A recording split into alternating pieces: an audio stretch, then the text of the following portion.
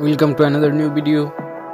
In this video you will see how to fix Facebook navigation bar down problem. Please follow complete the process.